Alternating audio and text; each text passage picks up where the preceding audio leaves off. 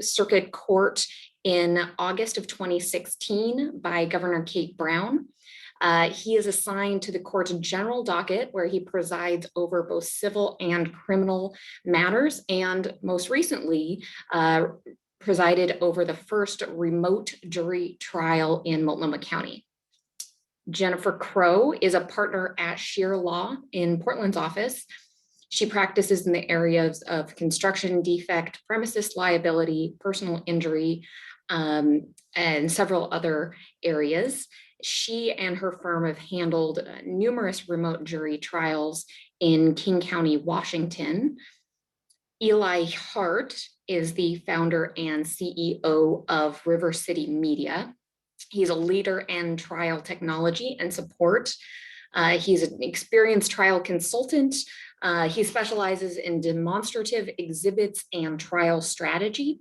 He and his team manage the tech side of trials, particularly in this era of remote and tech-focused trials, so that the lawyers can focus on the legal aspects of the law. And last but certainly not least is Hillary Taylor. She is a partner at Keating Jones Hughes. Hillary's practice focuses primarily on appellate law, where she advises trial lawyers on how to be aware of and prepare for appellate issues for when those arise. Before our speakers start today, I just want to thank them all for their willingness to present on these important and timely topics, and also field all of your questions. Before we do get into the presentations, I want to do a quick walkthrough of some housekeeping issues. For all of the audience today, your microphones and videos are muted for the webinar. To ask any questions, please enter them into the chat section of the Zoom. We will be monitoring the chat section and asking the questions of the presenters on your behalf. Feel free to enter your questions at any time. We'll try to answer as many of them as possible, but just due to time limitations and availability, we may not be able to get to all of the questions today. And finally, we are applying for CLE credits. We're recording this presentation and we'll make it available at a later date. We plan to circulate the presentation materials and details on how to receive CLE credit, and contact information via email will be submitted after the webinar. So with that, we will start the presentation, starting with Judge Dahlin. All right, thank you, Abby. So I'm Eric Dahlin. I'm a judge in Multnomah County. And I just recently complete the first fully remote jury trial in the state of Oregon. And I just want to briefly talk about my kind of thought process about remote trials, because when I first heard, maybe in July or August, September of 2020, about there being remote jury trials, I think there was a case in Texas involving a traffic case. I had the initial thought, like, there is no way we can do remote jury trials. It's just not feasible. There are too many things that are going on. We need to have the jury present. I could think of only negative reasons and no positive reasons. But then I ended up going to a seminar put on by NITA, the National Institute of Trial Advocates, in November. It was a 2-day seminar virtually, where I heard from other judges and lawyers around the country that were doing it. And I said, wait a second, there are people who are doing this, and it wasn't just traffic cases. It was one was, I think, a 5 or 6 week asbestos case in Oakland. And I realized, this actually is something that could be done. And so I went to presiding Judge Bouchong and Chief Civil Judge Chris Marshall and asked them about doing this. And they said, go for it. So we formed a committee and we started looking into this, and we spent a lot of time preparing, and ultimately we had the trial. And I was amazed at how well the trial went. It went better than I thought. It wasn't perfect, but no trials are perfect. But the moral of the story is that if anyone has a reluctance to doing this or thinks it's just not possible, I was there with you. And after thinking about it and actually doing it, I now see that this is a decent alternative. Remote jury trials aren't going to be perfect, but we're not living in perfect times, and we need to do things right now to get cases moving forward in the time of COVID, one way or the other. So I just want to briefly talk about the case that I had. The case was called Harmon v. Janes. It was tried a couple weeks ago. It was the first fully remote trial in Oregon. Everything was remote. I was in my chambers like I am now. I had two clerks in separate places in the courthouse. The jury was all at home. The case was it was a relatively straightforward case. It was a car accident case with admitted liability, non-economic damages only, and so the only issue was causation. And the medical causation was pretty hotly contested, but it was relatively straightforward. The prayer was $250,000 for non-economic damages, and the verdict was $86,000. And without getting into the parties' settlement discussions, it wasn't an unusual verdict, I would say. So I want to start off. I'm going to share my screen.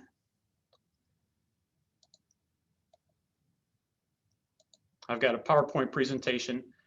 So this is a screenshot of jury selection. We broke down jury selection into two parts, and we did jury selection on one day, and then we started with the evidence and opening statements the next day. This is part of this is a screenshot from jury selection. We had 2 days of evidence, 1 day of jury selection, and then the final day was closing arguments and closing instructions. Steve Voorhees was the attorney for the plaintiff, and he's pictured in the, you can see in the top right. And Glenn Barger was the defense attorney. He's on the right side, second row, or excuse me, third row, far right. Both of the lawyers did outstanding jobs. They really were able to adapt to the technology. They were very organized, and it was a draw, I think, in terms of lawyers' performance. They both did just excellent work, so I was really happy with that. And I'll talk to you about there were only a couple of things that I think they could have done better, and which I'll get to that just in a little bit.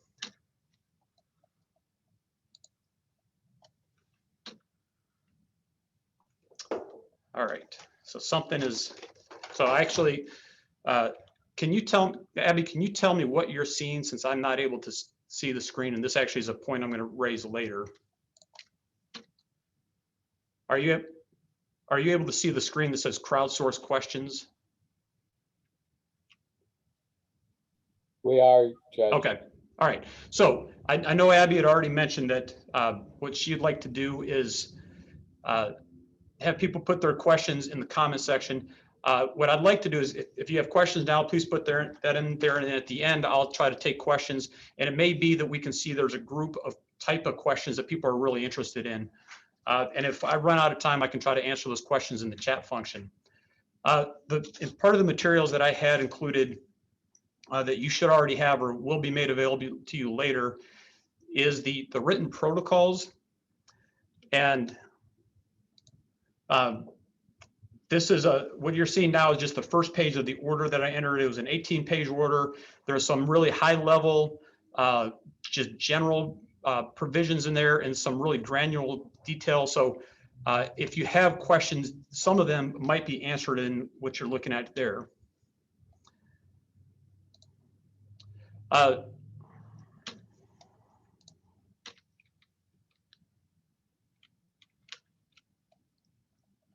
All right, so my general thought, let me get back here.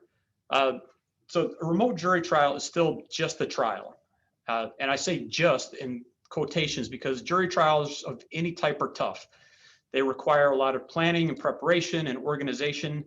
And even with all the preparation in the world, there are going to be some unexpected things that pop up and some things you're not used to. So it's important to be flexible and be able to adapt.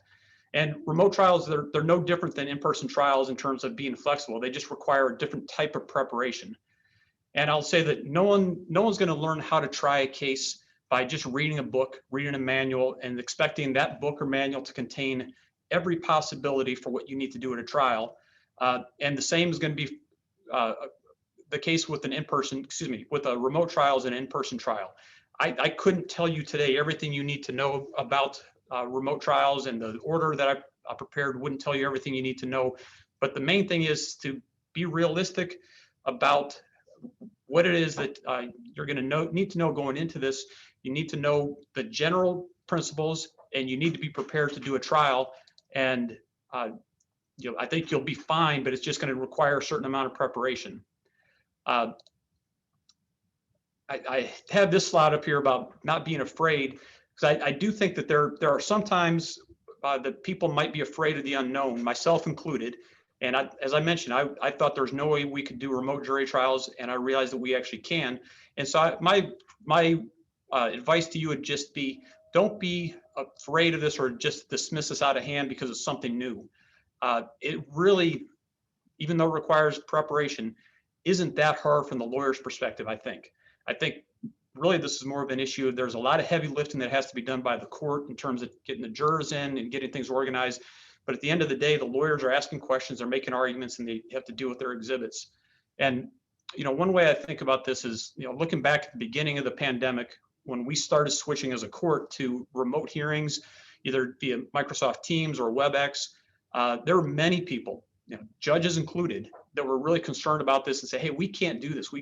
Maybe they do phone hearings, but not interested in doing video hearings.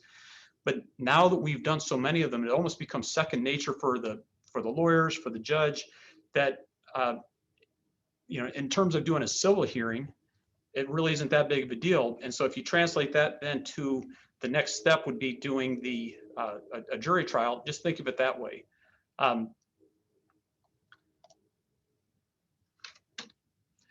So with that being said, it is important to practice and practice and practice. And that, this goes with regular in-person trials as well. The difference here is that you need to practice with your witnesses, one, just to make sure they know how to use WebEx. You don't want to have someone log on for the first time and not know how to use WebEx or not know how to unmute themselves. And I will say all the witnesses did a fantastic job in my case. And there weren't any issues with that, because I think the lawyers did a good job of making sure that the witnesses knew what they needed to do. And it also means practicing with the lawyers in terms of practicing sharing your screen, practicing having your exhibits, practicing a number of different things, such as making sure you have nothing bad in your background, or your witnesses don't have the lighting set so it looks like they're in the witness protection program, where they're all their face is just in its shadow. And the lawyers, I think also it would be helpful if you practice your own, your opening statements, your examinations by recording what you're doing and see what it looks like. So this next slide, I suspect most of you have seen this slide. And for those of you who haven't, there was a lawyer who named Rod Ponton, who's in the bottom right of this, this picture, who appeared for a court hearing via video, but I think he was using his assistant's computer, and either the assistant or the assistant's child had a cat filter, and they couldn't get the cat filter off, but the hearing was started. And ultimately, the lawyer was trying to fix this, and he said to the judge, "I'm here live, I'm not a cat." And that was really, it was funny, it was cute, and the lawyer was really good about it afterwards. He was really self-deprecating. I even saw him on Jimmy Kimmel's show being interviewed, so he was able to laugh about it. And I think for everyone who saw it, I think we all enjoyed it. For those who haven't, just Google "I'm not a cat lawyer" and you'll see it. So we all had a good time with that. But what you don't want to do as a lawyer, you don't want to become famous like this lawyer here for essentially lacking the competence with technology. And problems like this aren't, they're really cute and they're funny when you're looking at someone else do it. They're not cute and not funny in the moment. They're really embarrassing to the person with the problem, and the audience can get annoyed by it, and it's going to call into question the lawyer's competence, especially if the lawyer can't fix something that would seem relatively basic. So look, there are times in every trial something's going to go wrong, whether in person or virtual, and it's almost inevitable that sometimes in a virtual trial, despite your best efforts, something's going to happen that you're going to have to work with and deal with. And people can have patience for that. But the key is to have the ability to respond to the problems quickly and effectively, just like you would in an in-person trial. And you don't want to be in a position where people are calling into your question as a competence as a lawyer on legal and factual issues because you didn't spend enough time learning basic technical issues and being prepared. And we're not talking about really tough technology here. It's pretty basic, pretty simple, but it does take some preparation. And one thing I've noticed is if people have a hard time with technology, there's sometimes where they might joke and say, "Oh, I'm not very good at this. I don't do such and such. I don't like technology," and they joke around with it. And that can be fine if you're doing this in a with your family and whatnot. But I would really suggest, and the lawyers, by the way, did not do this during their trial, but I would suggest not joking about not being very good at technology and expect the jury to laugh along and like you for that, because you wouldn't joke about not being very good at reading a statute, for example. So why would you joke about not having the basic ability to conduct a remote trial? So that's just my general thought on that topic. It's also really important when you're in a remote trial to make sure that you're fully prepared. I found that the delays are much more awkward and noticeable if you do it in a remote trial versus a live trial. In a live trial, the jury can look around, they can look outside, they can, there's just lots of things you can do. But if the only thing you can really do is look right at the screen, the time you're staring at the screen waiting just really seems magnified. And it's not just the issue of delay and having the jurors be kind of annoyed by that. The jurors also expect slick productions. And it doesn't have to be super fancy, but they expect it to be competent, because you see TV shows or movies that have really slick production values, and it seems like it's really easy to produce. So the jurors, I think, are going to expect that from the lawyers as well. And so if you have a trial that's got a lot of exhibits, it's actually really easy to use a lot of exhibits. You can link to the exhibits and just click on the exhibits pop up with a click. But you just have to make sure you're prepared and you're organized and which exhibit you want to get to and when you want to get to it. And again, that just comes back to practicing and making sure you're prepared. The bottom part of this slide is to have everything at your fingertips so you don't leave the screen. It's really important that you have your space and that you're not leaving the screen, and that you have your area right in front of you really organized, so you don't have an issue of like having to duck out of the screen like this. Like that just looks really odd if someone ducks out of the screen, even if it's just if they drop something. So you don't want to be looking around, a different part of your office to try to find something, because that looks strange to the jury. Even though at trial, you might reach across counsel table, or you might walk back to a place where you have things stored in a different area, and that looks completely fine. It just doesn't work the same in a trial, or a remote trial, I should say. All right, so this next slide, I think, is this actually is probably the biggest and best piece of advice I got about thinking about remote trials, and I tried to pass this on to others. A judge in Seattle who'd done some remote trials said, think of this as the difference between a TV show and a Broadway play. And things that work on the Broadway stage, which like kind of loud talking, big hand movements, moving around a lot, that can work on the stage. It doesn't work the same on TV. Because if you're looking in the small area, it doesn't work if someone's moving around a lot. If you are someone who speaks with a lot of hand gestures and you're, a lot of this, it doesn't seem that big of a deal when you're in person. But when you're doing it remotely and you're doing this, it seems awkward. It seems, my hands probably are getting really big right now on your screen, and you just need to be aware of that. And it doesn't mean that one is better than the other. In fact, I think some people would say that the remote is actually better, can be more intimate, because if you have the speaker on speaker view or stage view, depending what you're in, what it's called, where the speaker's basically filling up the entire screen, it is really intimate, and you see more micro facial expressions than you might if you're watching a witness or a lawyer talk a trial. And so it really can be effective, and sometimes more effective doing this remotely. You just have to be aware of the difference. And that includes, there are times at trial where someone might be really theatrical. So they do a combination of talking really, really lightly like this. And then they start, raising their voice at other times. And I don't think that works as well on TV. But there are other things that do work really well on TV. So a good lawyer who's trying to convince the jury to accept their arguments just needs to be aware of those differences and just know that you can't do everything that you would do in an in-person trial that you would do in a remote trial.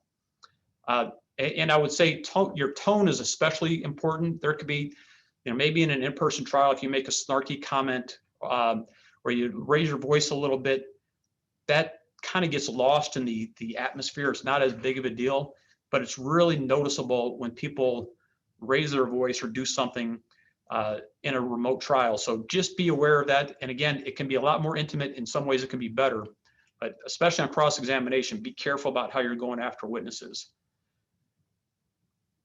And I'll also say, as a general matter, one way that I think remote trials can actually be more compelling than in-person trials is that if you're using exhibits or PowerPoints or other audio visuals, it can actually be much more compelling and impressive to the jury because it's literally filling up their entire field of view.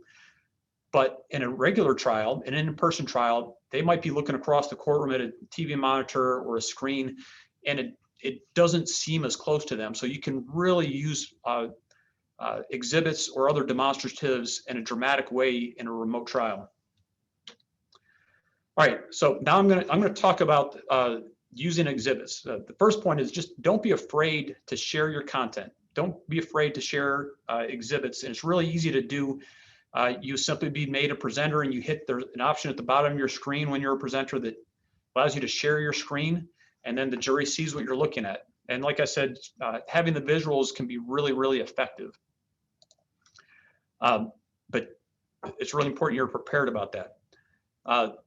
Now, if you are using exhibits, one thing that there are two things that the lawyers both did not as well as they could have at trial, and I'll address both of those now. The first is when you're using an exhibit. This is an example right here of the witness. So right here is the plaintiff, and her name, it says Holly Richards. She changed her name after she got married, so her name in trial was different than her screen name. But this is the plaintiff, and she's being cross-examined here. And this right here is the exhibit that is being discussed. And that's fine to show the exhibit while she's talking. But what each lawyer did was they left exhibits on the screen while they continued talking to her about something else. And so she might be talking for several minutes at a time, either on direct or cross, where all you see is her just right here. And it's pretty small, and it's not as compelling on direct, and it's not maybe as damaging if she looks kind of shaky on cross if you only see a really small version. And so my advice would be, as soon as you're done with an exhibit, get out of the exhibit, stop sharing your screen so you can get back to the full size of the witness.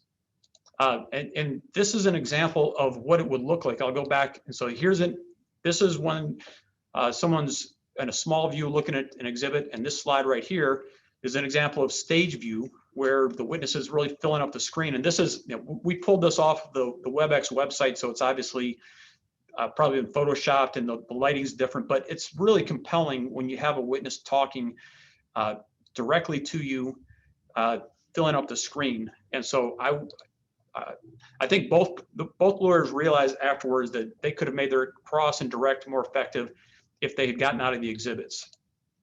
The next issue on the exhibits is just be mindful about how the visual appears on the shared screen. So this is an exhibit right here, just showing a calendar of treatment dates.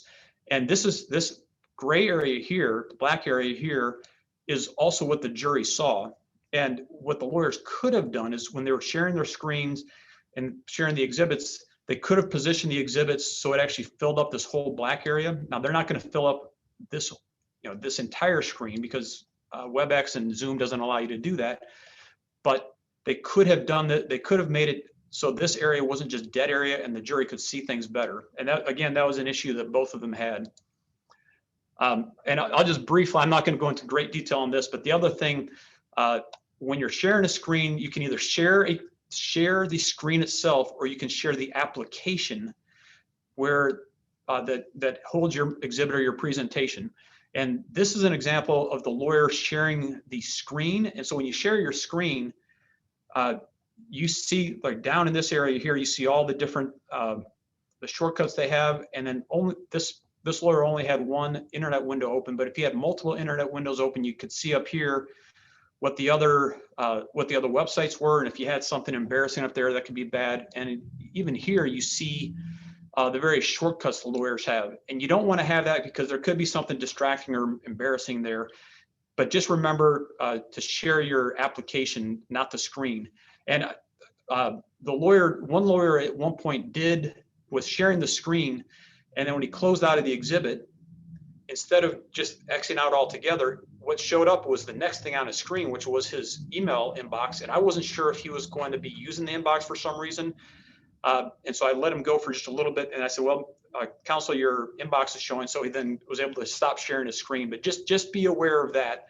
And I realize that may not make a lot of sense to you now, but when you get into this, and if you get into it, just remember, ask somebody about sharing the screen versus the application. And this next slide, so this is what it would look like if you're sharing your screen. You get something where you can either, the first option would be to share your screen. So whatever's on screen one is being shared. You don't want to do that. What you want to do is click on one of these down here. So for example, you have a Word document that you wanted to share. You click on that application, and then it would show the Word document, but it just show the Word document. It wouldn't show anything else you had on your screen. So when I was talking to the lawyers afterwards, when we were debriefing,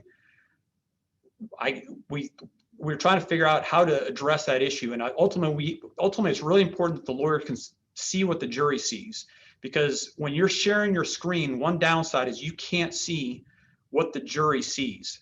And I can't see I can't see everything you're seeing right now because I'm doing the PowerPoint. But there's two different ways that we came up with that you could avoid the issue that the lawyers had about either not having the exhibit fill the screen, or also by having an exhibit be up there too long, even though the witness isn't talking about it. And so that's either to have someone that's working with you. So if you've got two lawyers working on a case, you could have another lawyer that's working, send you a text message or send you an instant message that's something that's not distracting, to say, hey, close your exhibit, make your exhibit bigger, something like that. Or you can simply get a second device. You can log on as a separate user, turn off your video, turn off your audio, but you could see on the separate device, kind of like here, you have a separate device where you can see what the jury sees, and on the main screen, you're seeing your own presentation or what you're putting up there. So that, I think both lawyers would utilize a second device next time if they did this. Another technical issue, I'm trying to see how much time I have, is it's really important to use good equipment. I talked to the jury briefly after trial, just about if they had any feedback at all they wanted me to pass on to the lawyers. No one had anything substantive to say, but one juror did say, well, we thought one lawyer had better lighting and better sound quality and better equipment than the other lawyer. And certainly one lawyer's picture was crisper, but the other ones, I didn't really think much about it. It didn't seem much different than anything else I'd seen, but it was enough that juror commented about it. And then I did a post-trial written survey, and I got 6 responses. And I think 3 of the 6 made a comment about the one attorney having better equipment than the other attorney. And it didn't affect anything in terms of the substance of the trial, but you don't want to be in a position where you have the jury thinking anything at all about your side, about being something deficient. So what I would recommend is, as part of your practicing, check your lighting.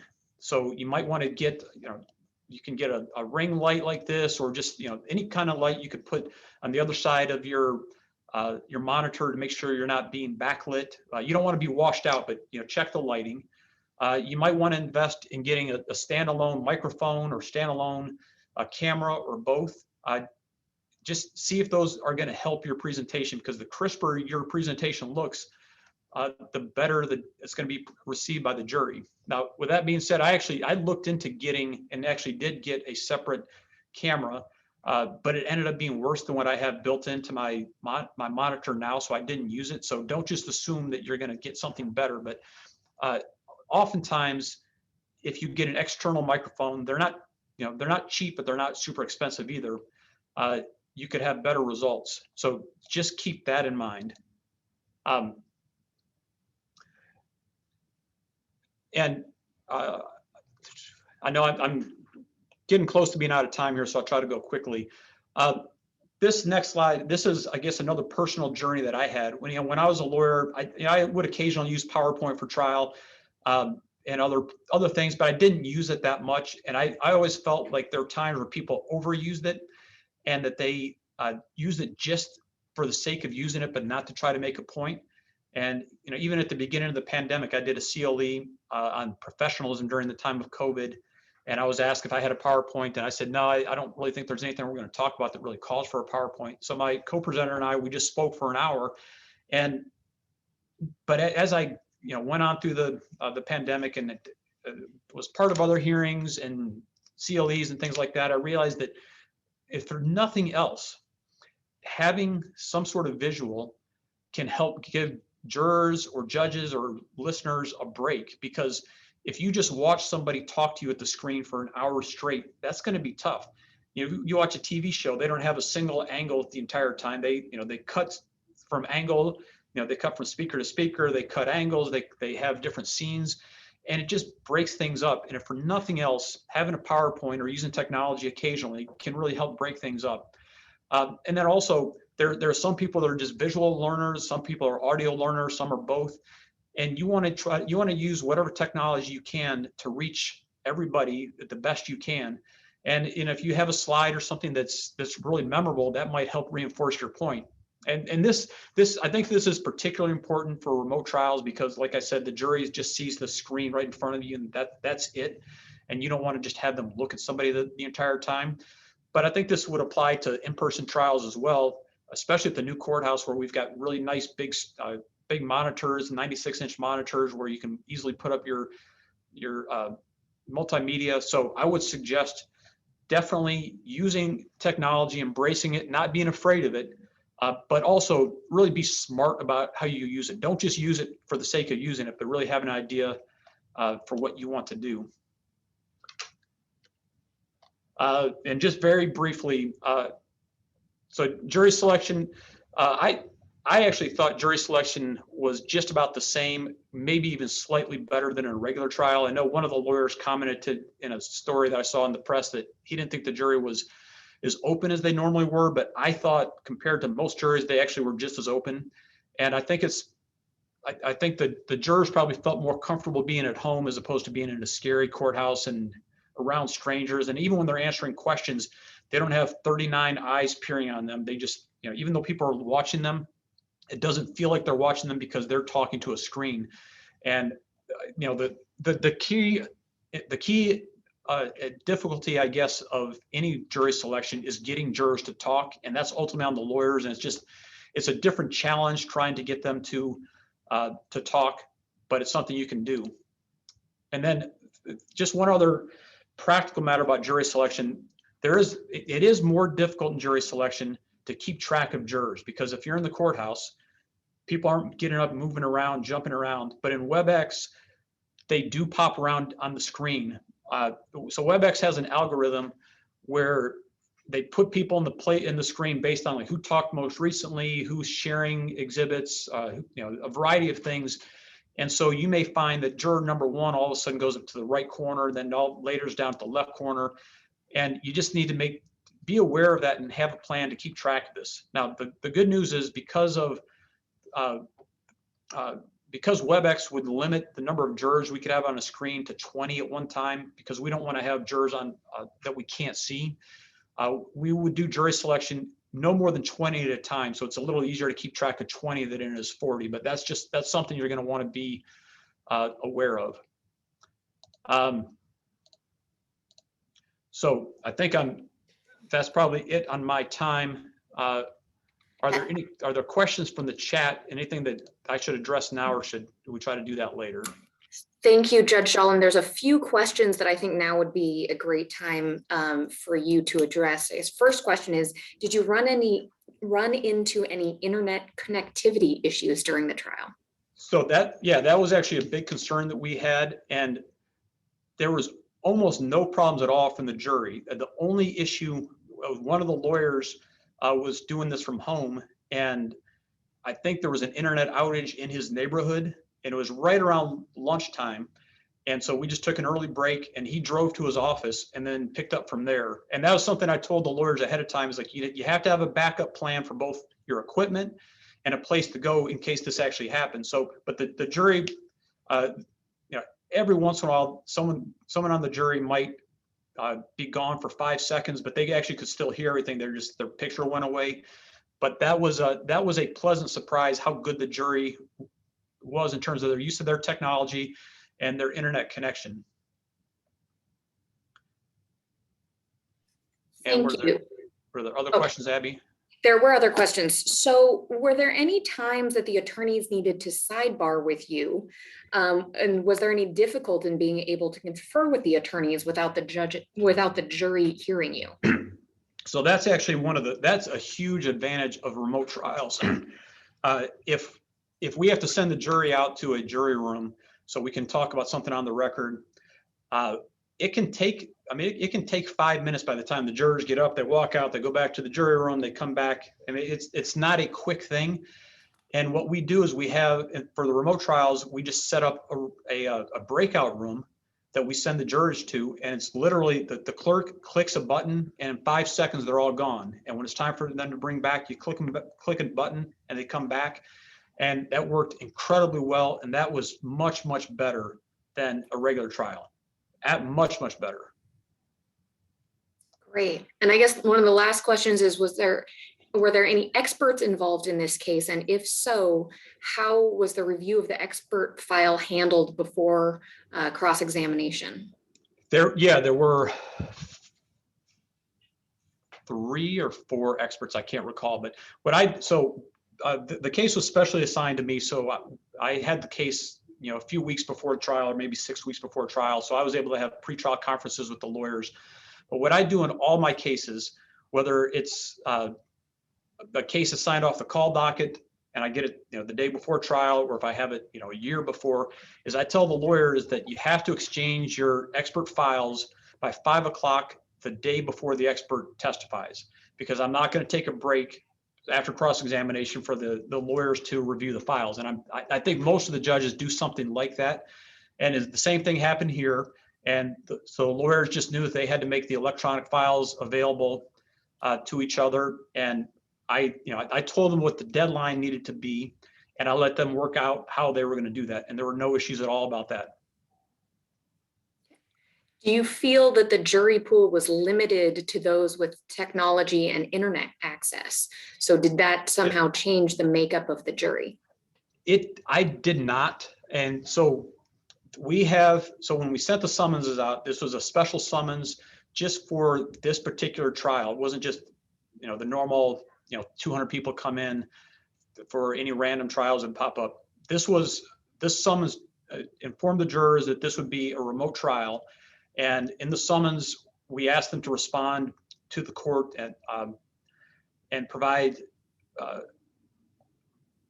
guess, just an email address, which we then contacted them again, sent them a survey to fill out about whether they had a quiet place to be, whether they had equipment, whether they had an adequate internet connection.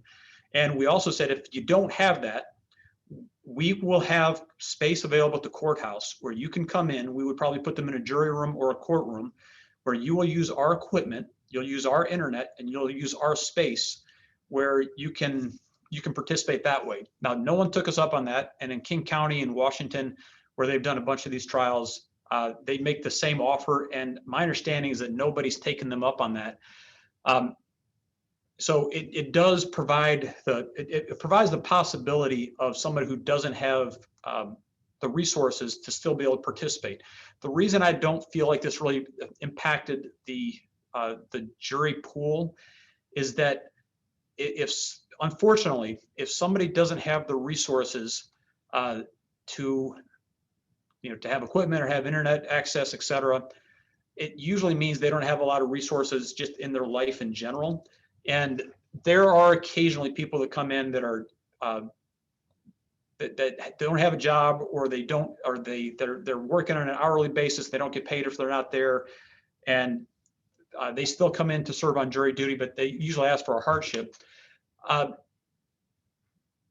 think the same thing happens in a remote trial. I think if someone doesn't have the financial ability, they're not going to show up, whether that's an in-person trial or a remote trial, and that's really unfortunate. I mean, that's really too bad, because we are not getting a true cross section of the community if we're paying people $10 an hour and someone can't afford, they cannot afford to to come downtown to park.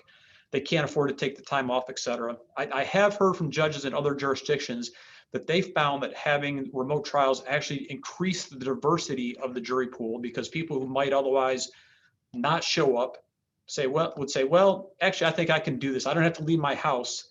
I'll go ahead and do this. And once they're connected, then they feel more of a connection to the jury. So I frankly didn't see a change in the makeup of the jury panel this time, but other people have said that it actually is more diverse. So we'll see what happens in the next trial. Thank you, Judge Dahlin. There are a few more questions, but I think we need to move on to our next speaker. I believe that some of these additional questions will be answered by some of the next speakers. So, or if we have time at the end, we can get some of these additional questions. So thank you so much for your presentation. And with that, we will hand over the baton to Jennifer Crow. All right, thanks, Abby. Let me go ahead and get my slides up. All right, so everyone should hopefully be able to see the start of my slides. For anyone who doesn't know me, I'm Jennifer Crow. I work with Scheer Law. We've got offices in Seattle and in Portland. We have done a few virtual trials in King County starting back at the end of November. So we did one at the end of November, which is primarily the one that I'll talk about, one in January, and then we are actually in the midst of our third virtual trial right now. We just, my partner just finished picking his third virtual jury this afternoon. So I'll talk a little bit about virtual trials from the attorney's perspective. A couple quick tidbits about my case to kind of put things in context. I'll be talking about a case that we tried back in December. This was an admitted liability trucking accident. It was a rear end, pretty significant trucking accident where plaintiff sued both the individual driver and the trucking company and ultimately asked for about $5 million in damages. So fairly significant in terms of the ultimate ask. So what you see up on the screen here is actually a screenshot, a Facebook post from Judge Sean O'Donnell. He's the King County Superior Court judge who was on my November trial. And you can see kind of a picture of what his courtroom looked like during the virtual trial. At least in Seattle, there's been some pretty big investments in terms of remote technology. And I think Multnomah County is having some of the same. You know, you can see the big TV monitors in the courtroom. And so they were able to get some grant money to allow for some of those upgrades to make these remote trials easier.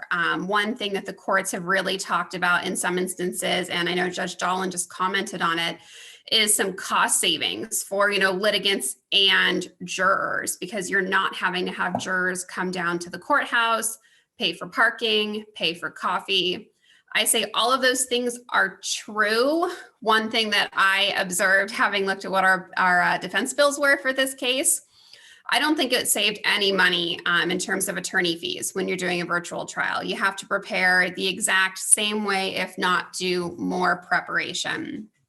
The biggest cost savings that I could identify was that if you have an adjuster that's not local that wants to monitor your trial, or a client that's not local, they don't have to actually fly out to Portland to watch the trial. They can just kind of jump in and watch the Zoom meeting. So there is the ability to save some of the travel costs. So there is that kind of cost advantage. I want to talk about some of the concerns that we had, probably some of the same concerns that you have. And one of them was just one of the questions that came in about what is the jury pool like and whether or not the jury pool is the same. And this is a graphic that we've used when I've done this presentation before. And, you know, as you'd expect, there are a couple of demographics that are not online as much as others, you know, folks that are in a lower socioeconomic class and people that are older. So there's certainly a question as to whether or not those jurors are able to participate. My personal experience, I think your jury pool is a bit different.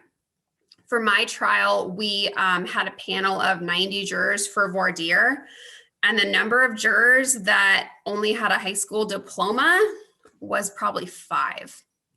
The jury pool had a lot more highly educated and jurors in a higher socioeconomic class. And I think especially now during the pandemic, I think that's going to be an issue, because for some folks, you know, even if they are home, people may only have one computer at home, and their child may be doing virtual learning or virtual schooling on that computer, or they don't have, you know, reliable internet access for a 2-week period. The other end of the spectrum, you get jurors that are older and then just aren't as good with technology. And I'll say, my one real life example of that, during our trial, I had 2 jurors that were at least 75. One of them we lost during trial to a medical issue. So that, you know, could have happened in a regular trial. But the other juror ended up having significant difficulties with Zoom. He froze in the middle of openings. We couldn't get him back. We ended up taking like an hour-long break where the judge literally walked him through how to download Zoom on the App Store to hopefully get him back online, but he wasn't able to. So we did end up losing our oldest juror purely to a technology issue. And he was a juror that had expressed an interest in serving, and he certainly wanted to serve. So I do think you run the risk in limiting your jury population a little bit based on age and socioeconomic class.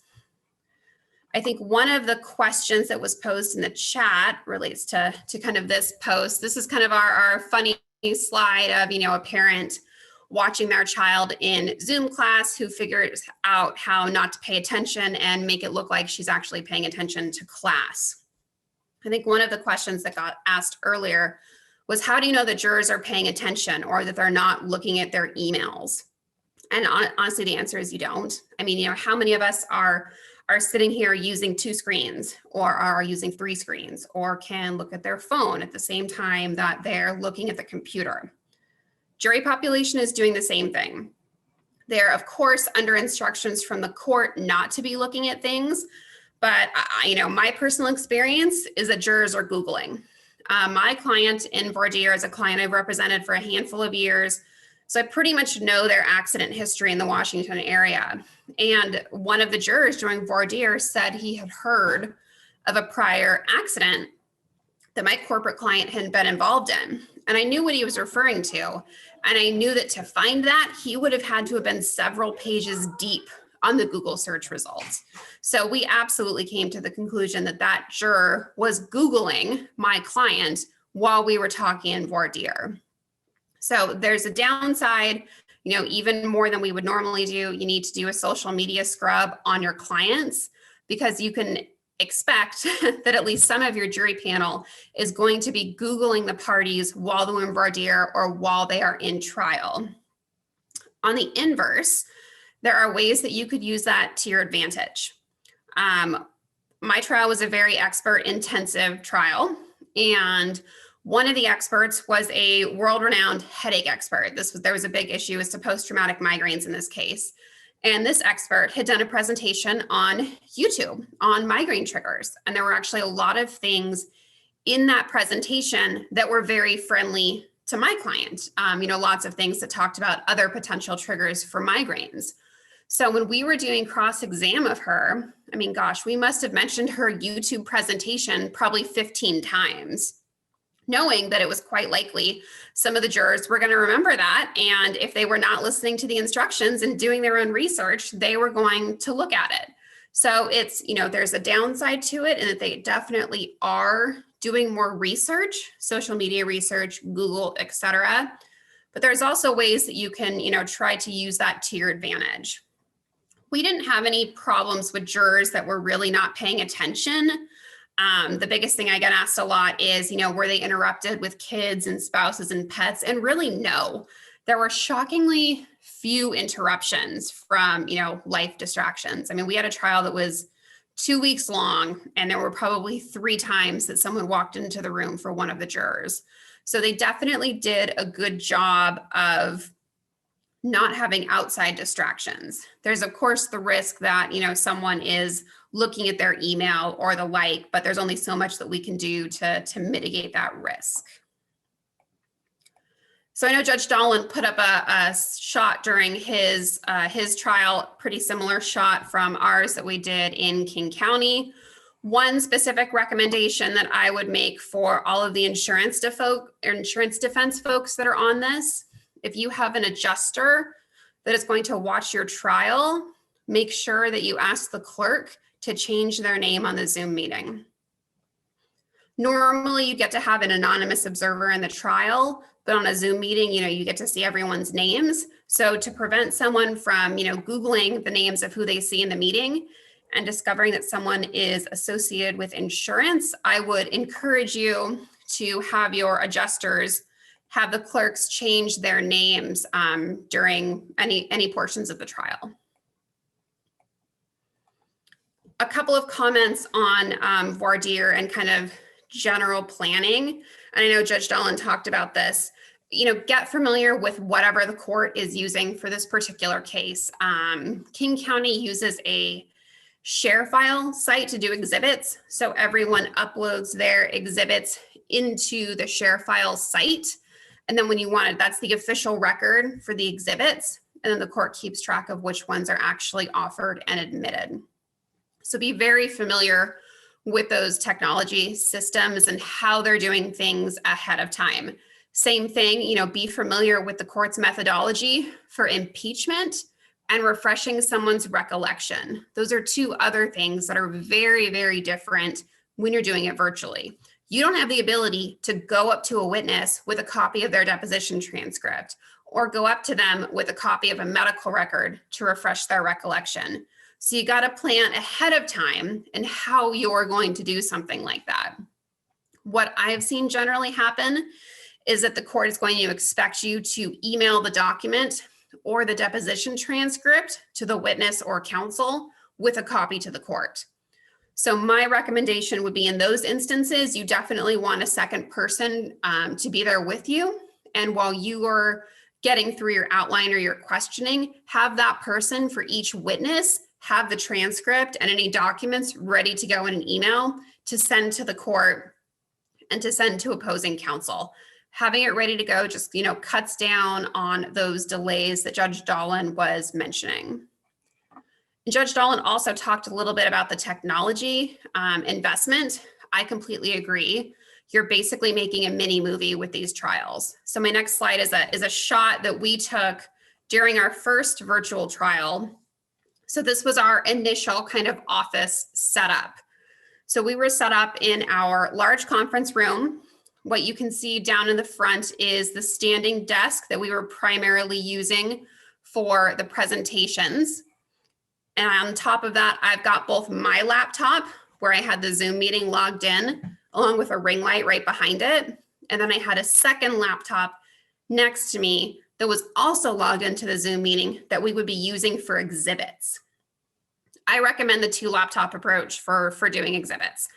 I was able to have the meeting right up in front of me so I could look directly at the camera, but I could have my hand off to the side, scrolling through an exhibit that was being screen shared. And I thought that made it a lot easier. I know Judge Dahlin suggested, potentially using another computer just to log in. We did that same thing too. You can see the TV at the back of our conference room was logged into the Zoom meeting. The reason we used that was because you could blow up the jurors. It's a lot easier to look at the jurors if they're on a large TV screen behind you, as opposed to just seeing on the screen in front of you. The other couple comments I would make, lighting, absolutely, and then neutral background. So this is a shot as to kind of what our setup looks like now. It's changed a little bit over time. So you can see there's a couple of big screens in the back, along with a laptop, ring light in the back for lighting, and then a professional level microphone. I really say you should treat it as if you're making a movie. And if you're up against a good plaintiff attorney, they will have treated it like they are making a movie. So you need to do the same so that the jury is not noticing that, your setup is inferior to theirs. There's a variety of products. There's so many different options. I like the ring lights like you see in this photo. There's also the little cube lights that you can put at the top of your laptop. Those work pretty well, as another option. The other thing I would note, neutral background. The background behind me right now is pretty boring because I'm at home. But, neutral background, we put our firm logo on the back of one of our small conference rooms to make for a nice logo. We had a plaintiff attorney do that in our second Zoom trial, so then we stole the idea. Neutral background for both you and your witnesses. Keep in mind that your witness backgrounds matter a lot too, because you don't want the jury to be distracted by the backgrounds in your witnesses' rooms. So in our trial, for example, you could definitely tell that plaintiff was testifying from her attorney's house and from her attorney's spare bedroom, and it definitely looked a little strange. And I think the jury noticed it. For experts, do a practice round with your experts to see what their offices look like when they're testifying. We did the virtual deposition of the orthopedic surgeon I used in this case, and his office background was terrible. It was dark, you couldn't see him very well. It was just awful. So we ended up for trial actually having our experts come down to our office, and we put them in a spare conference room.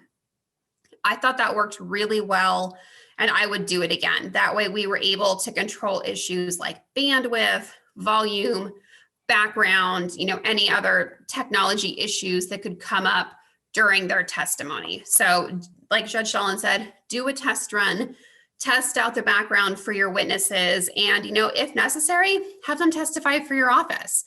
Just because we're not testifying, in a courtroom live doesn't mean that you can't be in the same place as them. They can absolutely be in your office. I had 3 experts and each of them testified from my office. So it helped to give a nice consistent, pattern to, what our appearance looked like. So talk a little bit about, voir dire more specifically. I'm going to talk a little bit about specific portions of the trial and then see if folks have questions. Having seen 3 rounds of virtual voir dire, it would not surprise me if it continues past COVID. I know it's definitely expected to be virtual voir dire in Seattle. I don't know how it's going to go in Portland, but it wouldn't surprise me. There are a couple advantages to it. You get more information, I think, in a jury questionnaire for a virtual trial than you do doing traditional voir dire. So you can take absolute advantage of that and do additional social media and juror research. Difficult things, are issues like how many jurors do you take at once? In the trial we have going on right now, 20-person panels. In my trial in November, 15-person trials. It is absolutely more difficult, and I think you need to have a second person with you for voir dire. You can't always see all of the jurors on the screen at once. So in that case, you need to have 2 people looking at different computers. One person is looking at the first set of folks on Zoom, and the next person has scrolled over to the next set of jurors. Otherwise, if you have someone on the second screen that's raising their hand, you're not necessarily going to be seeing that they want to participate and they want to raise their hand and give you feedback. So voir dire is one of those aspects where I definitely do think that you want to have at least 2 people. Couple other tips on voir dire. Definitely use the view all mode. Don't use speaker mode. Getting jurors to participate, I think, is more difficult. I think it's okay once you get going, but I think there's more preparation needed for those first few questions and to get people talking. It is more difficult to get people talking initially. And really for the jurors, voir dire is the only time that they're really going to spend any time, with each other. Typically, jury goes back to the jury room during breaks or during sidebars, and they chat with each other. In a virtual trial, that does not happen. As soon as, the lawyers need to do a sidebar and the jurors get bumped into the waiting room, the jurors leave for 5 minutes. They go make a cup of coffee. They go check on their kids downstairs. Voir dire is really the only time until deliberations that the jurors are going to interact with each other. So that makes it, a little bit different than our typical dynamics that we have.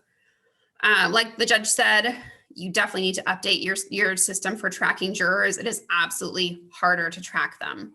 It can be done, and I think we've done effective voir dire, but I think you have to use, more real life examples and kind of more of those targeted questions that are going to at least get a couple jurors talking to really warm up the rest of the panel. The other unique thing, when you do multiple panels, you're doing your voir dire multiple times.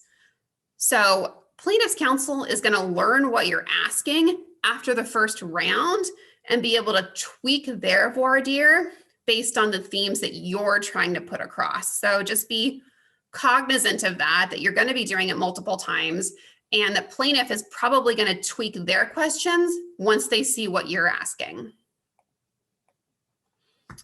A couple comments on openings.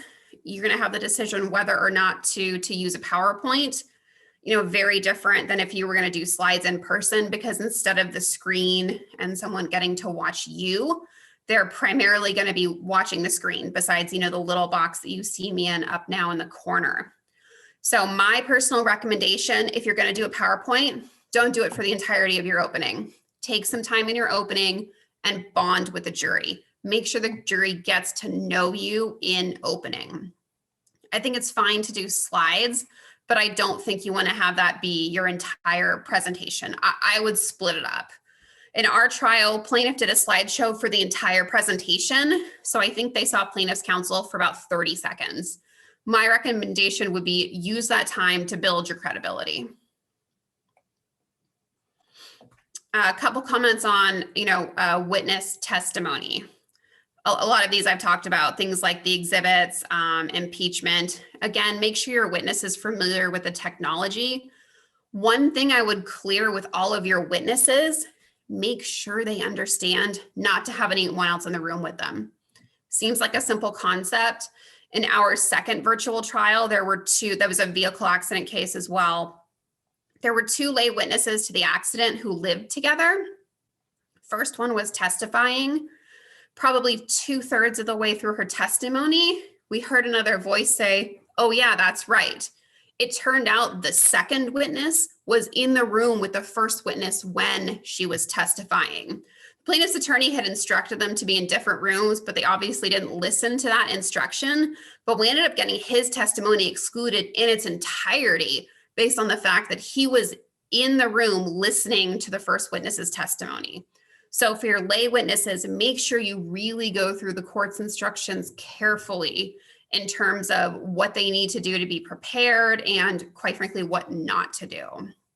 Not something we planned on happening, but it came up, surprised us all, and not something that you would have to deal with in an in-person trial. So it's all those small things that are going to pop up. A couple quick notes on closing. I do think it's very effective to have a PowerPoint during your closing.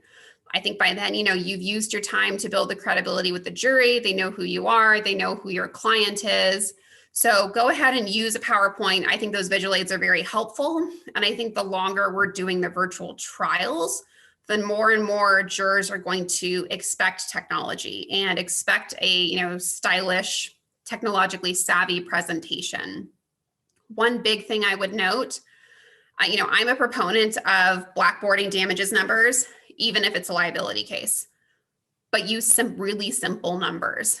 It is harder for the jury to take down numbers off a PowerPoint than it is for them to take numbers down off the big pad of paper and giant pen in a courtroom. In my case, plaintiff put up like an entire sheet of calculations for different periods of his client's life and different values for those time periods. And it was very confusing. And I know the jury didn't get it because we got a jury question during deliberations about what some of those numbers were. So stay away from complex calculations, stay away from complex figures, keep it simple in terms of your number. My suggestion would just be, put up a screenshot of the verdict form. Here's your line for specials, here's your line for generals, here's your total and why.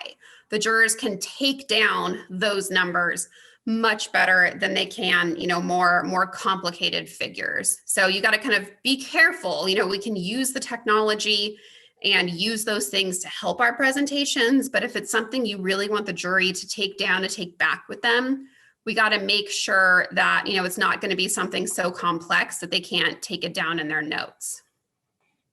So Abby, I was looking at the slides. Were there any questions that came up on mine? Thankfully, you've been answering them as we've been going. Judge Dahlin got a lot of them too. He got a lot of my points across. Exactly. I guess if you can tell us how you handled exhibits, did they get emailed to everyone? Were there paper copies of anything? Neither. It was all share file sites. So everyone had to upload their exhibits, the entirety of them at once. You uploaded all your exhibits. And then we had the kind of typical paper log of, keeping track what was admitted throughout the course of trial. But no, everything was electronic. And then it was all share screen. So there were literally no paper copies and nothing was emailed except when, you were going to use something for impeachment or a deposition transcript. That was the only time something was emailed. So you do need to be very comfortable with the share screen. And like Judge Dahlin said, make sure you're only sharing the portion of it that you want to. So that's, ours was all via share screen. So if all of the exhibits were shared via share screen during the trial presentation, what went back to the jury during deliberations and how? The clerk kept track of which exhibits were admitted, and then the jury got a link to a folder with only those exhibits in it. And so they had just an electronic copy of each of the exhibits, which I think ours was not incredibly exhibit intensive. It was a large injury case. I will say I got some really good advice from John Barhoom ahead of time because he had done a virtual bench trial a couple weeks earlier.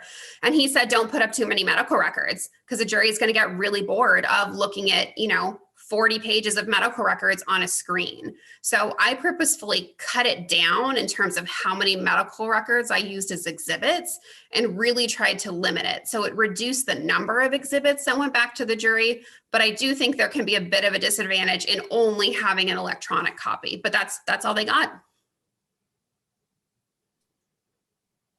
Well, thank you, Jennifer. It's very helpful for all of us to hear your insights into remote jury presentations. It's definitely a different different beast than what we're used to.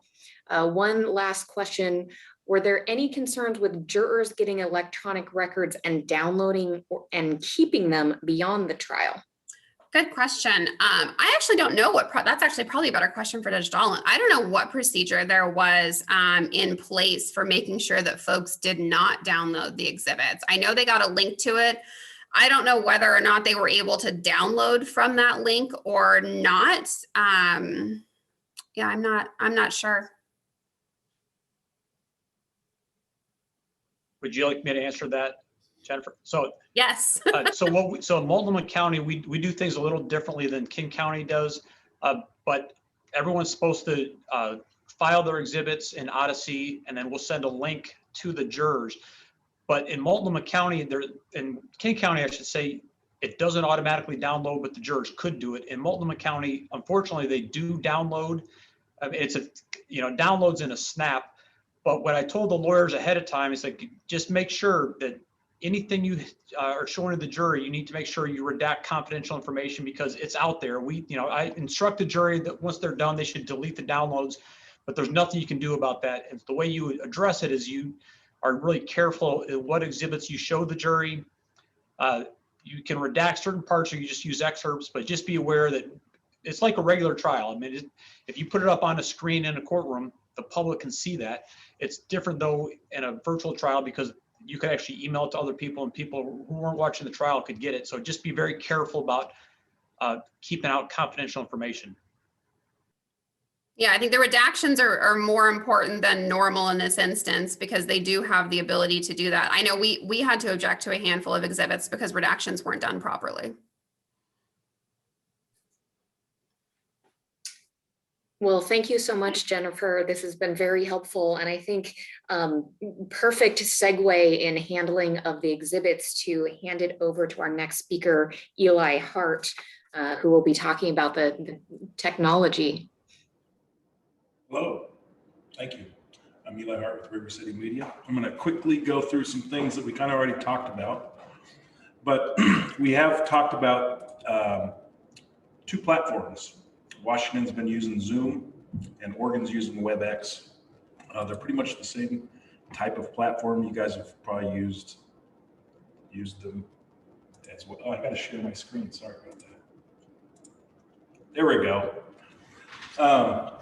They're pretty much the same thing. They do the same type of share screen, multiple viewing options. You saw the Brady Bunch grid with the gallery view, or you can have the pin video. And the security, there was a problem with Zoom early on. That's all covered and taken care of now. They have the same amount of security, and they both have breakout rooms. I don't know that, Dahlin, were you guys using breakout rooms for your trial?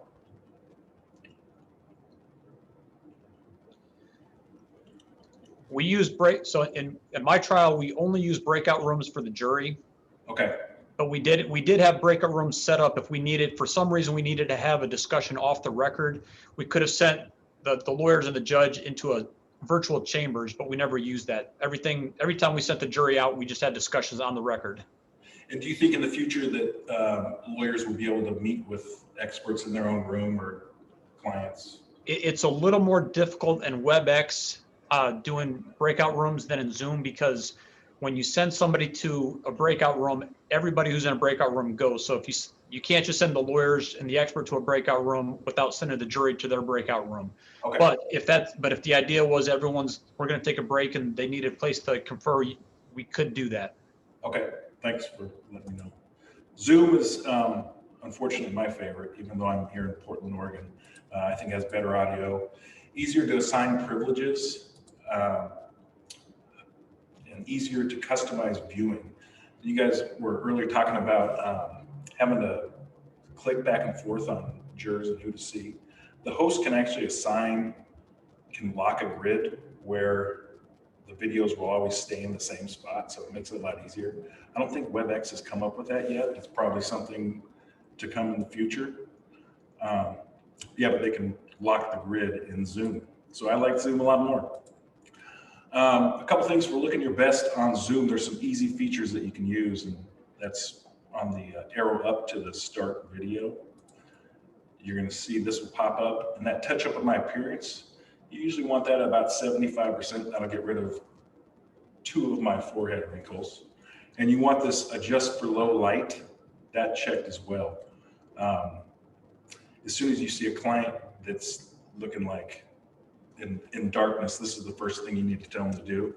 And if they don't have that on their Zoom settings, that means that they need to update their Zoom. It's one thing that people don't pay attention to, is always update your Zoom when you can, every 2 weeks or so. Let's see.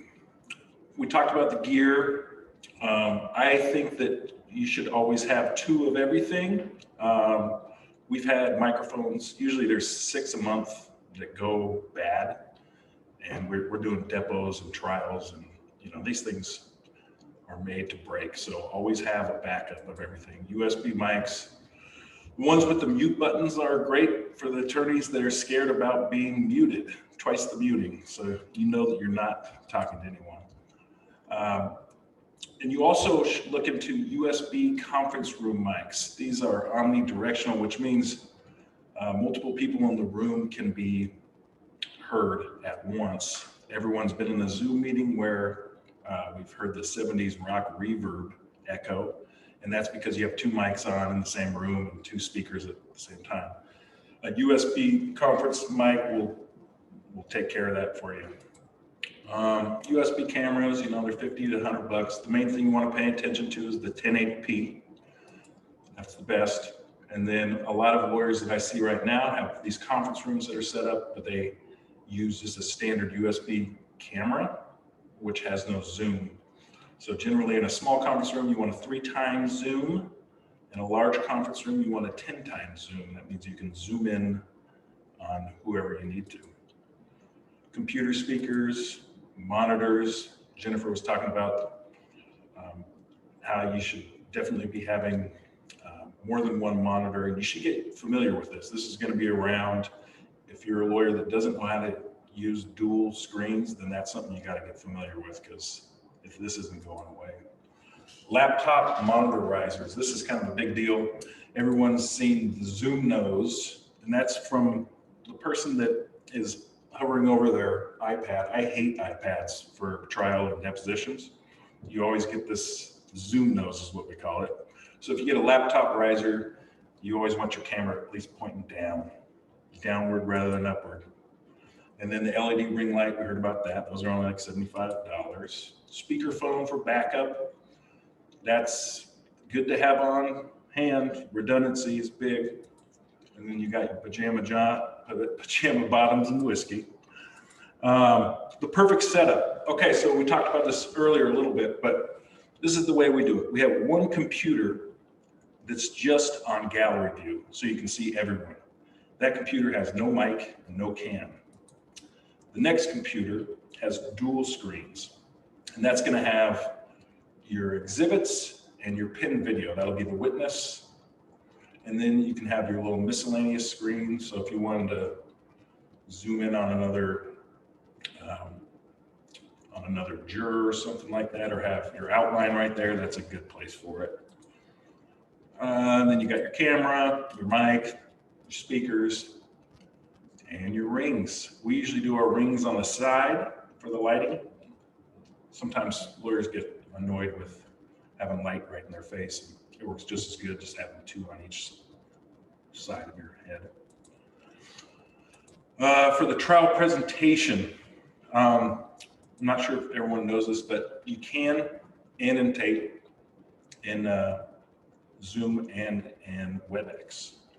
And this is something you want to get whoever's going to be on the stand familiar with. But if everyone looks up there, they'll see that you are viewing screen share, and there should be like a view options and an annotate. That's where you find this annotate. And from there, you hit the draw button, and you can have, you know, your radiologist do whatever. Same thing for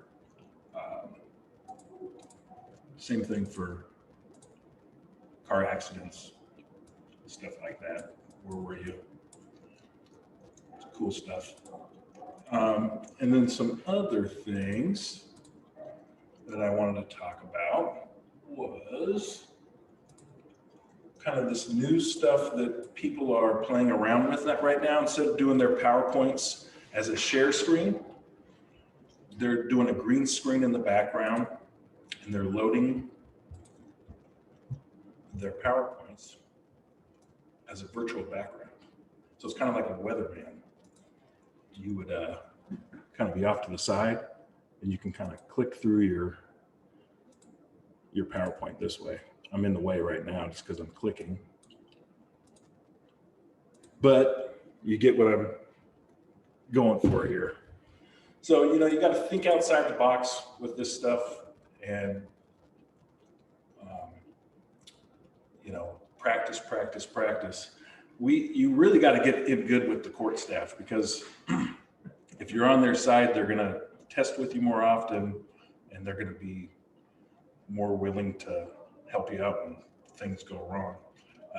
We had a bench trial with Reese, and like every third day, something went wrong with hosting privileges with WebEx. So it would take like 20 minutes to get back on the record, because I think the court staff's not as familiar, but that's gonna change the more the court staff gets used to this. There was a trial in Clackamas County a couple weeks ago where they were screen sharing just fine for like the whole week, and then Monday came the next week, they couldn't get on, so they had no trial that day. Or I think half the day got canceled, something like that. But that's all I got. If anyone's got any questions, you can always email me or look me up, and I can help you out with equipment or anything else. So thank you so much, Eli. So for those attorneys that are maybe solo practitioners or don't want to invest in all the equipment, are you able, they can reach out to you and hire your services to help with all of the what you've shown us here today in terms of being the equipment manager and tech support for trial? You're muted, Eli. I did that yesterday at your law firm, actually. Yeah, but I can help anyone out with outfitting their conference room for Zoom trials or WebEx trials. It's not as expensive as everyone thinks. It's only, I think you can get away with spending $1,500 and being fully outfitted like Jennifer was. So it's not a big investment. All right, well, thank you so much for educating us on the equipment that's out there and what we need. And last but certainly not least is our final speaker of the afternoon, Hillary Taylor, who's going to be talking about some of the appellate issues to be aware of for a remote trial. All right. Thanks, Abby. I have to say, after listening to Eli calmly explain technology, I feel calmer. But like Abby was saying, I'm going to kind of focus for a few minutes, and then I think we're going to allow questions for everybody from the appellate perspective. And much of my practice here at Keating Jones Hughes is appellate practice, and a lot of that involves helping trial lawyers before and during trial and after, being sure that they're prepared for appeal in the event that happens. And that's not really different in a Zoom trial, but there are different things to be aware of. And my goal here is to point out a few things for the trial lawyers out there to be thinking about, or to have someone thinking about for you. So in my mind, as the attorney who may someday see the record, the most important thing to me is to know what your record is going to look like. So to use Judge Dahlin's sort of analogy, whether you, the trial lawyer, are producing a Broadway show, which is kind of what we're used to, the norm, or you're producing for TV. At the end of the day, if that's reduced down to words on a page, will there be everything in that record that I, the appellate lawyer, can look at and go, okay, if we lost, do we have anything to appeal? If we won, can we successfully defend an appeal? So, and you wouldn't think that the record might look different, and maybe it won't. But I do think there are things that we can think about in terms of how Zoom trials impact that. As a general rule, the laws haven't changed. The rules haven't changed. Preservation remains the same, right? Everything that you had to do for an in-person trial to preserve and maintain your record, you have to do via Zoom. It's just perhaps going to be a little bit different. And, that really brings me to the question is, what's included in your record? I think it sounds like Judge Dahlin's trial, the FTR was used as the official record, which is pretty standard. But I'd be curious, what does that mean in terms of the video recording? Is everything being recorded? And how? And who's recording it? Is there any, purpose or use for that video recording on appeal? And will the record literally just be words on a page like it usually is, as well as exhibits and things?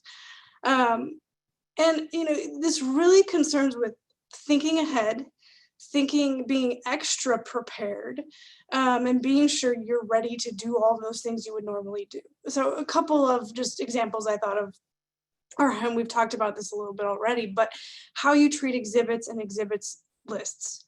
I'm used to knowing that having verbal confirmation from the court, right? You have a list of exhibits that are being offered and received, and you track that. Somebody on the team tracks that. Presumably someone's doing that here as well, but you sure need to know, and that needs to be on the record when something's admitted, offered, and received or excluded. You certainly don't want to realize months later that the exhibit you've been showing everyone working from and now you have a problem with wasn't actually ever received into evidence. That would be a bummer. Transcripts. How can you ensure the accuracy of the transcript in a Zoom trial? Much of the issues that you might have in the courtroom, you might have via Zoom, although they're going to be different. Do you have a court reporter there? Are you getting dailies? That is something that you might consider doing in this instance, simply because you could verify the accuracy of the record as things are happening. What about delayed audio, tech issues? Is there ever a situation where people are talking over each other? Hopefully not, because in this sort of virtual environment, that's harder to do. But ensuring that your transcript is going to be accurate. And then, this is the one I think that's really interesting, which is thinking about new methods of communication that are evolving with the trial. I think back to when we first started email communication with the court staff and judges, and you would get an email order, right? Or an email opinion from a judge. Well, that's not just in the record. How do we make sure that that's a part of the court record that would end up in a box, albeit probably virtually now, that goes up to the Court of Appeals? So things like, we're talking about breakout rooms. We're talking about having a discussion in chambers or in a breakout room. Chambers discussions are typically off the record, right? They're in chambers. How do you ensure that whatever needs to be put on the record gets put on the record? And it really, I think, just takes some sort of diligence and awareness on the part of the attorneys that that's what you have to do. Just like if you had gone back to chambers, come back out, said, okay, we got to put this on the record. Let's do this now, or let's do this at the end of the day and make sure that it gets done. It's the same concept. It's just an unfamiliar environment. So it takes a little bit more preparation and probably remembering to do it. I've seen in other jurisdictions the question about chats among the chat function and chatting among the court and counsel, and whether or not that becomes a part of the record. And the idea that once the trial is over, all of the chat that's happened during the course of the trial is then submitted to the court and added to the record. So these are all things that need to be thought about in terms of what a reviewing court would look at. I think it's interesting because there is so much nuance that happens during a trial, and any trial lawyer will tell you there's so much that goes on that never makes its way into a transcript. Body language, different things like that happens during the course of a trial as people interact and just move about the courtroom. People's tone of voice, their inflection, whether a witness is crying, all that sort of thing hasn't changed because you're in a Zoom trial. The necessity for the trial lawyer getting the things that are important into the record still exists. And my point at this moment is sort of to say, so we need to be extra vigilant and aware of that in the Zoom environment because it's just as important and it needs to be attended to. So, one of the things I would suggest, and I'd be curious what Judge Dahlin has to say, having just done this, but all of these things can be addressed ahead of time. The expectation of the parties of what will go in the record and how they should put things on the record outside the presence of the jury, those sorts of things, whether chats or emails will be included, what to do with all the video, who's recording the video, if anyone, whether there's a backup to the FTR. Sometimes we ask to have our own court reporter designated as the official record. I'm not sure how that would work here. But I know Judge Dahlin issued an 18-page order, he said, which I'm sure was pretty exhaustive. So outlining the procedures. And I think those are the types of things you want to think about as well in recognizing how your record would look on appeal. Now, I know as your trial counsel, you're focusing on presenting your evidence and winning your case, and that's the most important thing. The other important thing is to make sure you don't have to do your case twice, and that you've created the best record that you can. And, you know, I think it's interesting to think about the fact the way you present evidence hasn't changed. You're asking questions, you're answering questions, you're putting up exhibits, all of those sorts of things. But as I think other speakers have said, it is different in this environment. And so being prepared for what's going to go wrong is crucial, because something's going to go wrong.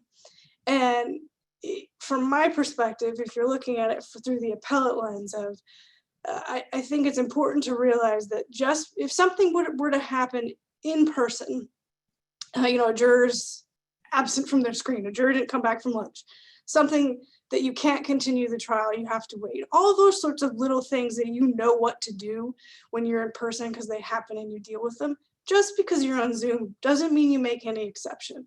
You know, it's important, I think, to maintain the formality of the proceeding as much as possible so that you can treat it the way you usually do and not make any sort of error, frankly, in that respect. You know, and I think you cannot be over prepared for this.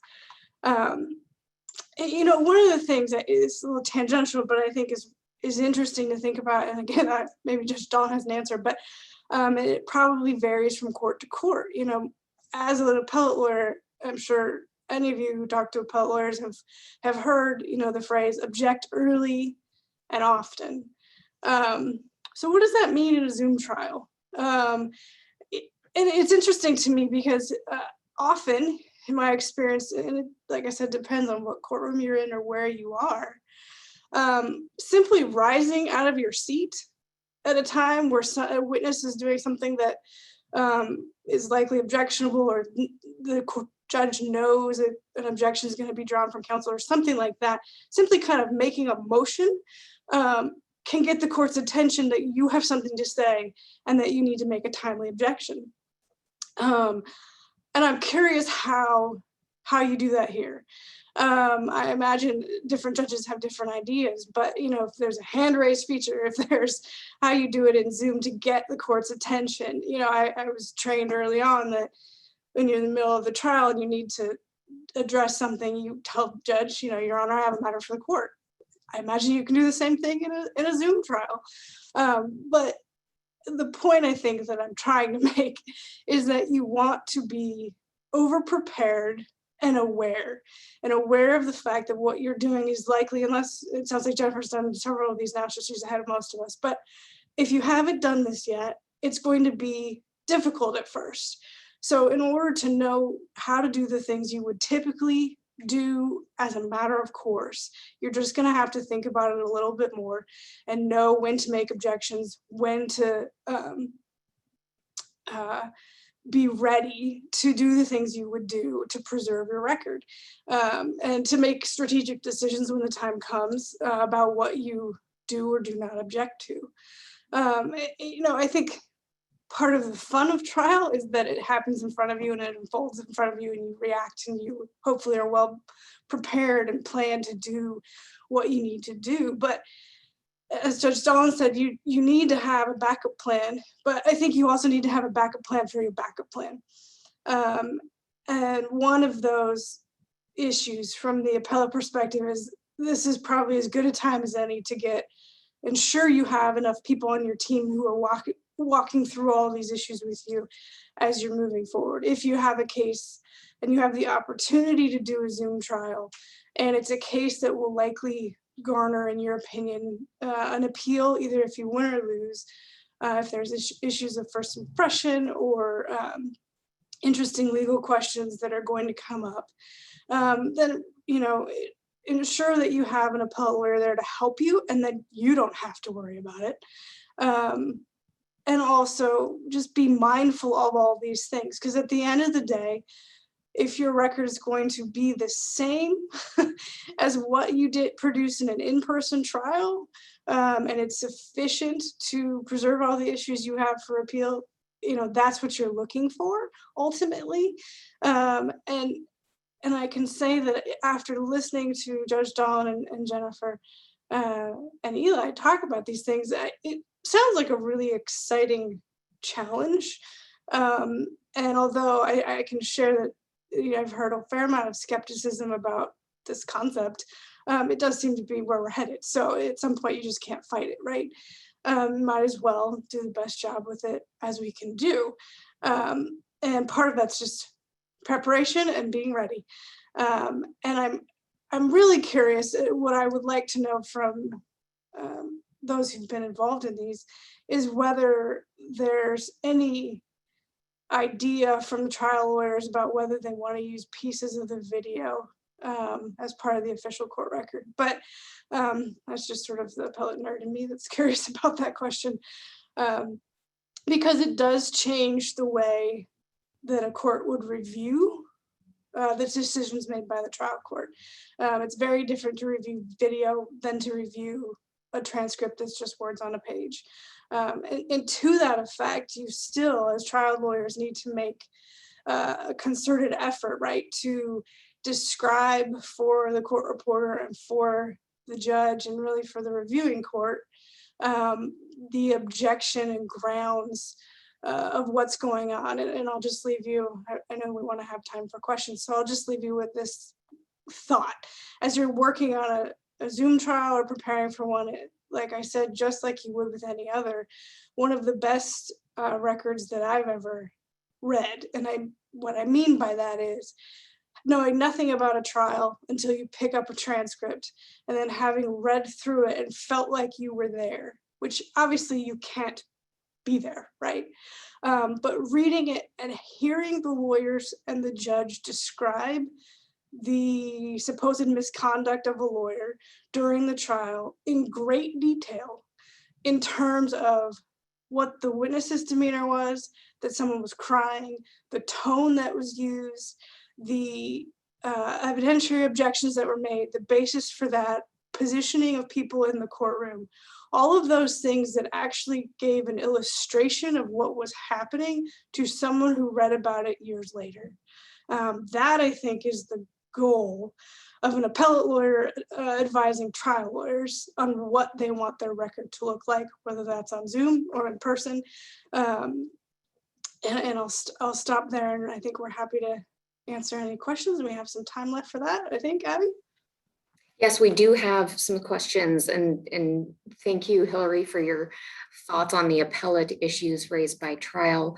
For Judge Dahlin and Jennifer, one question would be, have any of your Zoom or remote trials been recorded for the purposes of appeal? Ours were not. Maybe that'll change now that live streaming is becoming more prevalent. Our first one, for example, was not even live streamed. If somebody from the street wanted to watch the trial, they actually had to go down to the courthouse to watch it. So none of ours have been recorded, and we just proceeded under the assumption and that we would be doing a straight written record. And for the question about objections and how you did those, as quick as you have to be on your feet in a regular trial, even quicker in a virtual trial. You don't get the benefit of having the signal of yourself standing up. So you had to really insert in there very quickly, just objection, just, get in one word that at least signaled the judge that you were objecting. And then you would, get a moment to articulate the grounds why. But it was having to react to questions even faster than you normally would in the virtual setting. Yeah, and I said at the beginning of my presentation that a virtual trial or remote trial is just the trial. And I think if the way you approach a virtual trial is just ask yourself, okay, what would I do if this was an in-person trial? And just think, okay, what's the virtual analog to that? Almost everything, if you think about it in that framework, there really isn't that much difference. I mean, obviously, it's obviously a different medium that we're using, but we record, for example, dealing with the record, everything in trial used to be court reporters transcribing everything, so you have a written record. We did away with court reporters, but we went with the FTR, so the auto recording, just and it may be, there may be a sea change later on where the Court of Appeal says, hey, we want to have a video of everything. But as far as I know, the mere fact that something could be recorded via video and even is recorded via video doesn't change anything, because the ultimate record is just going to be the plain written record. And so the appellate judges don't hear a tone of voice in how a question is asked. You look at the words, but think of it that way. There are times where people may think, oh, this is so complicated, I don't want to try it because there's so many different things that would happen. But if you come back to saying this is just a trial, it's not that tough. But I think, Hillary is right that you have to think of everything that might possibly come up. Think of all the concerns you have, write them down as you're preparing for trial, write everything down so you don't forget it, and then you can ask the judge later. In the order that I had, I tried to address a lot of the issues. It's not exhaustive, and I actually intend to supplement that afterwards when I get a chance to pull everything together. But that's a good starting spot, and it does address things like what happens if the parties hire a court reporter, what happens if you have an interpreter. So, but if there's anything at all that you're concerned about, ask the judge. And luckily in our trial, I had spent enough time preparing and thinking about things that nothing came up that stumped me.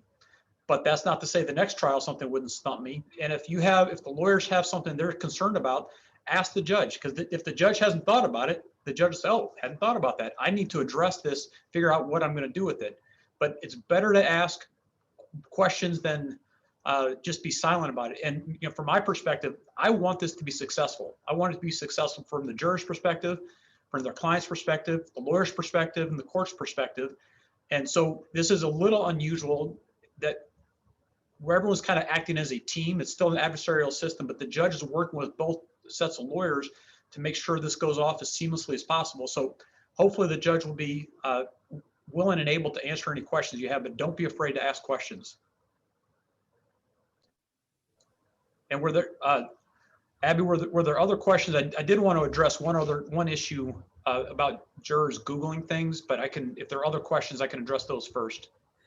You may have had better control over your jurors than we did in our case, Judge. Well, so the question about, well, how do you keep the jurors from Googling things or communicating with others, et cetera? That was probably the most common question I got from people. And my response was, well, one, that's a concern in every trial. And two, jurors are awesome. I mean, jurors are fantastic in following rules and this is the key, if you actually explain to the jury, not just what the rule is, but why the rule is what it is. And so I use the pattern instructions for my preliminary instruction to the jury as a guideline, but I add a lot to it where I don't just tell the jury, you can't talk to anybody, you can't do research, you can't be on social media, et cetera. I'd say those things, but then I say, here's why you can't do it. And I explain to them, this is the reason you can't talk to somebody else. This is why you can't do research. And the pattern instructions deal with that to a degree, but I go further with that. And I find that if you're really careful as the judge and the lawyers to respect the jurors, to let them know why you're asking them to do something, they're going to do a better job of following it. But you can't stop somebody from Googling something. You're not going to be able to police them all the time, but that happens in a virtual trial or a remote or an in-person trial. And the other thing is I had a slide that I didn't get a chance to talk about that in my presentation, but it's toward the end, and it was addressing this very issue. And the response was, jurors are awesome. And I have a picture of a dog and putting a high five. And I actually tell the jury that I asked this very question. And then I tell them, here's what my response is. And my thought is, if the jury really understands how important the proceeding is, they understand how much trust we're placing in them, they're more likely to follow the rules, and they're more likely to self-police. But again, you can't, if someone's going to Google, they're going to Google. But I will say, I kept, during the trial, I kept the jury on in grid view so I could see all of them. And I would have, in a separate screen, I would be able to look at the other things. And I wasn't seeing jurors, you can see when someone's multitasking. And I multitasked by responding to some of the chats today. If I had my camera on, you would have seen me multitask. I didn't see the jurors doing that. And in Zoom, you're actually able to pin a participant, and so you could look at the person in full screen. They might not know you're doing it, but you could keep an eye on them that way. Unfortunately, at this time, WebEx doesn't have that option. So the judge or the lawyers have to keep a better eye if they're looking at the grid view. But bottom line is, jurors are great. We need to trust them, but we need to explain to them what their job is. And I think the earlier that happens, the better, because if you don't tell, if during jury selection you haven't talked to them about that, of course they're gonna Google something. And there I see a question from Julie about changing platforms, and that the question is whether we're going to change platforms and use Zoom, and the answer, at least at this point, is no. And there are a variety of reasons. I realize Zoom is slightly easier to use, but it's really not that much different. I mean, once I got into using WebEx more, I realized it's really, they're very, very similar. Zoom's got a little more functionality, but the reasons are, one, for security issues. There were issues about Zoom bombing, and I understand that that's been addressed for the most part, but that was a concern by the Oregon Judicial Department, and this is a statewide issue, not just Multnomah County.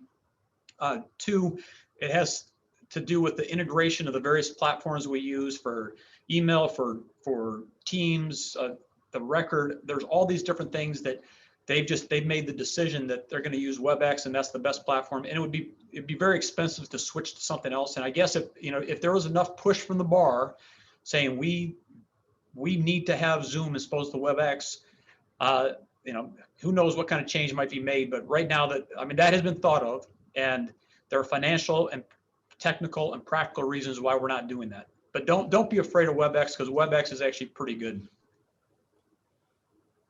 My comment on that would be if the court's technology folks are supporting WebEx, then WebEx I think is fine. Interestingly, I've had some discussions with Judge Williams up in King County, and oddly, the court's IT department won't support Zoom. Like, they're not providing support for the King County judges who are holding the Zoom trials. So even though Zoom is easier to use for a lot of us in Multnomah County, we're probably better off using WebEx, because I think, like, if Judge Dahlin has a problem, he doesn't have to be his own IT support. And so if there are problems, those are going to get resolved quicker, and it is because of some of the security issues and the like. And I wanted to address one other thing that Hillary said about creating the record, and this is more of a practice hint for the lawyers.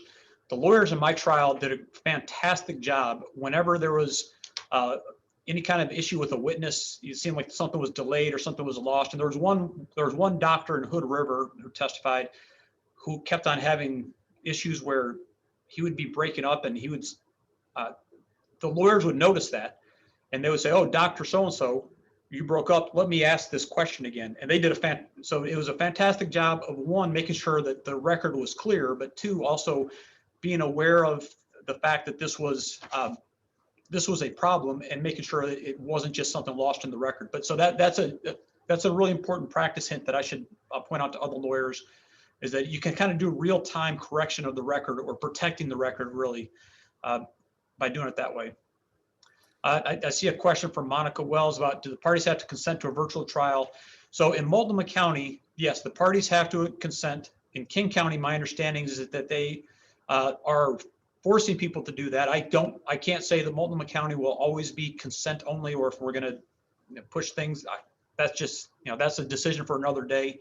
But the parties do have to consent. I will say that I asked the lawyers for feedback afterwards to see if they had any things that they thought about the remote trial, and both of them said the main advantage was we got a judge assigned ahead of time. And I explained to them why we can't do that in Multnomah County, because we have, thousands and thousands of cases, and the juggling is too difficult, and we'd have 2 or 3 year delays for getting cases out to trial if we had pre-assignment. But they both thought it was really helpful, because we have multiple pretrial conferences where I could make various rulings, which helps narrow the trial, and also just help them prepare for their case. The advantage of stipulating to a remote trial versus an in-person trial is you will get your judge assigned at least 3 weeks ahead, maybe 6 weeks ahead. Your judge can have multiple pretrial conferences with you. You can have rulings on motions in limine and exhibits. In fact, I told the parties I want everything pre-admitted. I don't want to have there be, unless there's some true last-minute surprise exhibit or a true impeachment exhibit. Every single exhibit has to be ruled on before we start trial, and that makes it easier for the lawyers, because they don't have to deal with laying foundations. They don't have to deal with issues of not knowing if a key piece of evidence is coming in or not. They know before trial starts what they have. And it's a huge advantage to the lawyers to have the judge assigned ahead of time. So, and just think about that. That in itself may be enough to convince people to say, yeah, I actually would like to do a virtual trial. So I know the judge ahead of time and we can get these rulings. And sometimes the cases even settle once you get the pretrial rulings. So that was the only other thing I wanted to raise. I don't see any other questions in the chat. And there were a number of questions while I was speaking that I went ahead and responded when Jennifer was speaking. So if anyone wants to look through the chat to see the answers to those other questions, you can do that.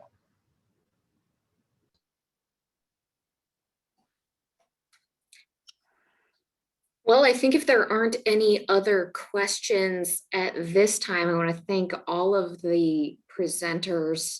This has been a great, informative, helpful, very timely topic for all of us trial lawyers deciding how we're going to handle our backlog of trial cases. So it's definitely appreciated. At this point, it concludes our webinar. I want to thank once again, thank all of our presenters, Judge Dahlin, Jennifer, Eli, and Hillary. Thank you once again for taking the time to present.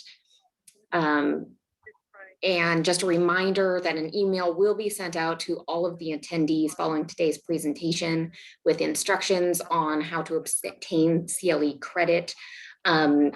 I believe that the presentations will also be available for all of the attendees as well. So thank you once again, everyone, and enjoy the rest of your day.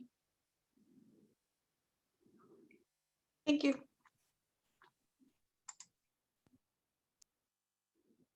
Okay.